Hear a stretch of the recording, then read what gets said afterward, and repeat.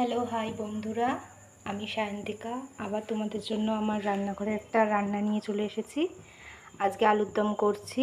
এই হচ্ছে আলু কেটে রেখেছি, ধুয়ে রাখা, আর এখানে আদা জিরে টমেটোর পেস্ট, এখানে একটা কাঁচা লঙ্কা নিয়েছি, আর কড়াইতে এখন তেল গরম হচ্ছে।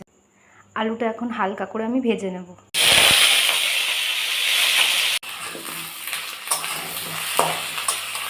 এবারে সাদা জিরে ফোড়ন দিচ্ছি, সাথে দুটো তেজপাতা।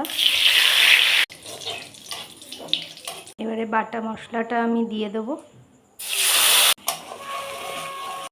স্বাদ মতো নুন, হলুদ গুঁড়ো, চেরা কাঁচা লঙ্কা, পরিমাণ মতো চিনি, কাশ্মীরি লঙ্কার গুঁড়ো পরিমাণ মতো। এবারে মিক্সড করব, মশলাটাকে কষাবো আর অল্প করে জল দিতে থাকবো যতক্ষণ না আদার কাঁচা গন্ধটা বা মশলার কাঁচা গন্ধটা চলে যায়। এবার আমি আলুগুলো দিয়ে দেবো আস্তে আস্তে করে, কারণ আলুগুলোকে আমি ভেজে নিয়েছিলাম, হাফ ভেজেছিলাম, হাফটা সেদ্ধ হয়নি, তো আমি এর মধ্যেই সেদ্ধ করব।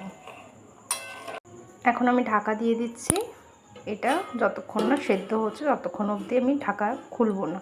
হঠাৎ করে দেখলাম যে ঘরে গুঁড়ো গরম মশলাটা নেই, তো আমি গোটা গরম মশলাটাকে একটু জল দিয়ে পেস্ট করে নিচ্ছি, সেটা দিয়ে দেবো। ঘি দেবো পরিমাণ মতো। এই হয়ে গেল আমাদের আলুর দম। Tata guys.